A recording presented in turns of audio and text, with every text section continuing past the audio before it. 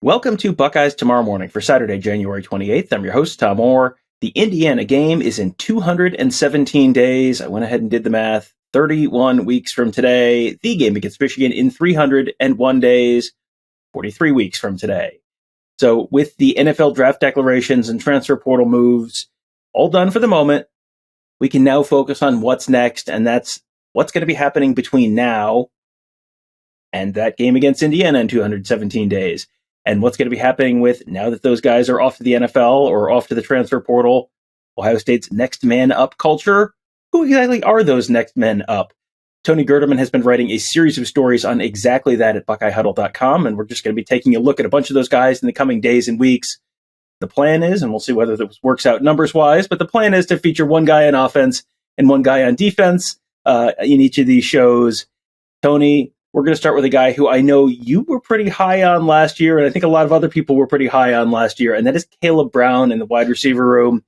He's not someone who's necessarily going to be starting day one this year. There's still a pretty talented and relatively deep wide receiver room, but when, and he was part of a wide receiver class in 2022 that really did not play a whole heck of a lot. But when you look at how early he lost his black stripe, it's like, boy, someone somewhere really likes him, and that's probably a decent indication for his future. Tom, first of all, thank you for having me here. I do appreciate anytime I get an opportunity to be on the show. But yeah, I believe he lost his black stripe after about 12 practices in the fall. And he's not one of these guys that came in early and got to take part in the spring, but that's about the same number of practices as what Garrett Wilson, I think, lost it in 11 practices, but he did that in the spring. Marvin Harrison, I think, was like 8 or 9, which should tell you, like all you need to know about how good he was right out of the gate, even though obviously as true freshman, he finished with 5 or 8 catches, as a true freshman. It's like, there's only so much you can do. A lot of it depends on the depth chart ahead of you, and obviously Ohio State's depth chart this past season at receiver, probably not the deepest, but the ones that they had were really, really one.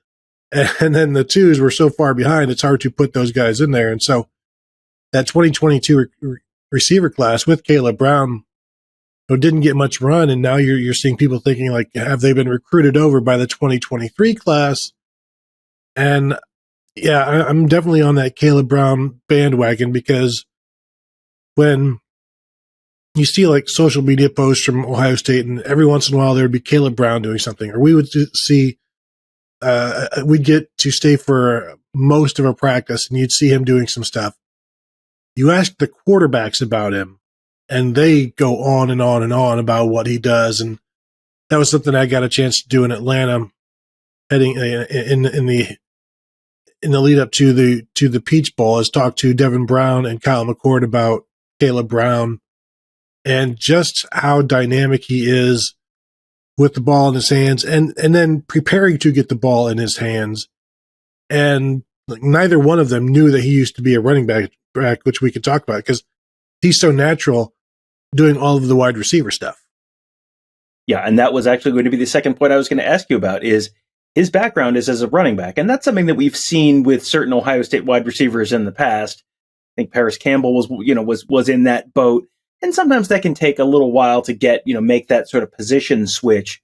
But it also means you probably have, a certain set of skills that's required for running back that can maybe port itself over pretty neatly to wide receiver. So how is that maybe impacting his game? Yeah, it will be interesting to see if they use him more. And how many years have they tried to recruit the smaller guy? And he's all of like 5'10", 200 pounds. So it's not like he's some, waif of 5'5" kind of guy, but these smaller guys that they can throw some screens to or use them in different ways, use them out of the backfield. And he could be that type of guy. In fact, like, as you said, he was a high school running back. His senior year, he was finally moved mostly to receiver, but you can only move somebody like so far away from the ball in high school. So, he still did some of that stuff. But it was interesting talking to Devin Brown, and it was Devin Brown was talking about how he was talking with Kaleb Brown. Kaleb, this is during all of the running backs getting injured late in the season, and Kaleb Brown's like, I could go play running back. I used to do it in high school, and Devin Brown's like, what? You were a high school running back? And so then, Devin tells that to Colin Corden, and they're both like, what? And so the way he's been able to grow as a receiver and really learning on the job, because even high school receivers come to Ohio State and learn on the job. Like, just ask Julian Fleming about that process, Jaden Ballard about that process.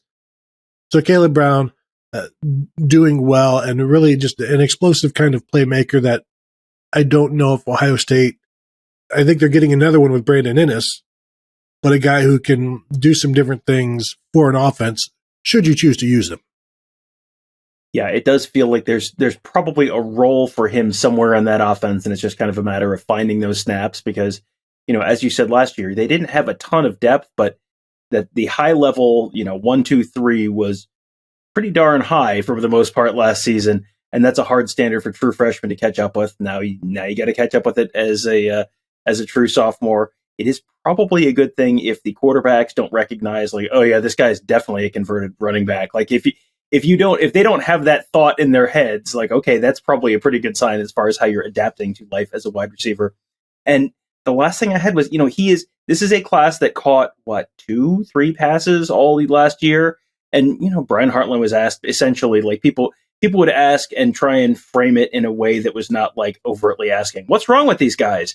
But, that was kind of, there sort of is a pattern of typically guys get on the field at some point late in their freshman season. You had that with, Garrett Wilson did that, Chris Olave did that, Marvin Harrison did that, Jackson Smith-Njigba did that, and that didn't really happen last year. Now, that's maybe not a fair standard to hold guys to as a true freshman, because the 4 names I just said are all guys who are going to have pretty long and productive NFL careers as well. But, it feels like of the 4 guys in that wide receiver class, it feels like Kaleb Brown might be, whenever it is, he feels like he's probably, the head of that class, maybe the first guy who's going to get on the field and play some, significant productive minutes whenever that happens.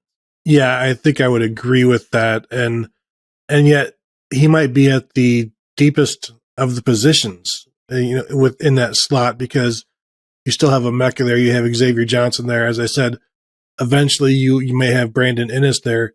So there's some guys ahead of him. Now, if he plays well enough to where you can start to move other guys around, now you're talking. But yeah, I think him and they all obviously need to take a step. All 4 of those guys need to take a big step. I think it's way too soon to start writing them off. I guess maybe it's a little disappointing that you lose Jackson Smith-Njigba, so that takes a big hurdle out of the way of any of the freshmen, and still nobody was able to make that step. I do wonder how willing is Brian Hartline to playing a bunch of guys. He's talked a good game in the past, but even in 2021, how often did we see Marvin Harrison out there?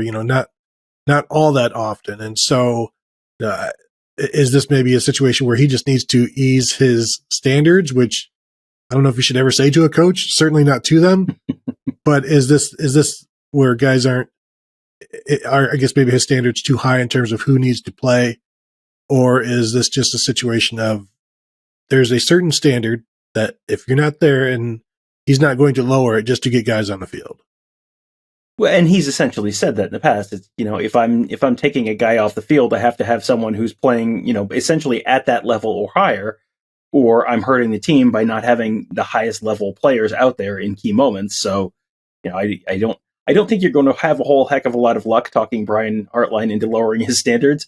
And with the way he recruits and the way he develops, really hasn't had to lower those standards at all. So, I don't think either of us need to tell Brian Hartline how to do his job, at least so far. We'll see how the playing calling goes this fall. But so far, I think Brian Hartline's doing okay as a coach at Ohio State.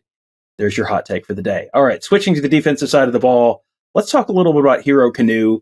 He's someone who had a very untraditional path to the field at Ohio State. He's someone we saw at summer camps in 2021, working with a group of people from Europe. There was a class of guys coming over from Europe, and they were sort of going camp to camp and school to school, and they were all at Ohio State one day. And then they all went to Michigan the next day, except Hero Kanu stayed in Columbus and worked with Larry Johnson for a second day, which is like, aha, this is probably a good sign for Ohio State's chances with this kid. But, he has a very non-traditional path to college football. Tell people about that. Yeah, he's originally from Germany and took part, and you're talking about that group of players, the Premier Prospects International, and that over in Europe, and it's a program that is designed to find guys who could end up playing football in America and at a very high level. Think of it as Pro Kick Australia, but for every other position and in Europe. And that's basically what they do. And they put guys on scholarship all over the nation. Michigan has had a couple of guys, obviously now Ohio State with Hero Kanu, but like Hero is a guy who I think at 15 years old decided, all right, I will go to America and play football. Like this, at 15, I was thinking, you know what? I will go buy some baseball cards. And that's the amount of traveling that I thought about doing. But this is a guy who, like I said, over in Germany takes part in this program. They tell him, you have a lot of potential. And this is a guy who 6'5", 6'4", 6'5" at the time, like 290 pounds, outgrew soccer, which obviously doesn't take much to do, as we know. But a guy who with a soccer background and a defensive tackle body, I think that's a pretty intriguing prospect. But just a really strong guy. And again, the independence to leave. We talk about guys who come from California to Ohio, like, gosh, you really left home as a recruit and you came far away from home. Like he went from Germany to California, and then to get closer to home, he came to Ohio. Basically, that's how he cured his homesickness. I'll just get a little closer to home. And there's plenty of Germans in Ohio, so it's good for him here. But that kind of maturity, obviously, that's the thing that maybe stands out initially. Then talking to Larry Johnson in Atlanta, he's like, because they offered him in like April of that year. And then, you see him on tape and it's like, well, this is intriguing, but it's tape of camps or whatever. And then you see him in person, and that's where Larry Johnson fell in love with them. And he was talking about how he was always first in line and wanted to do as much as was asked. And obviously, as you said, he stayed over and did it again the next day. But also what Larry Johnson liked is he's encouraging all of the other players, all of the other campers, good job, great job, keep it up, doing that sort of stuff. So that was what, that's not what sold him, but that's just another check in the box for how they felt about Hero Kanu. And now that they have Hero Kanu, it feels like the opportunity for a real steep learning curve, where you pick stuff up pretty quickly and make dramatic improvements pretty quickly is there. Because, he really has been playing football for what, like 2 years, 2.5 years, something like that. I mean, it's been, a very brief amount of time. So you're going to be learning the very basics, and you're going to get a lot better pretty quickly at learning the basics and having, like really high level instruction for the first time.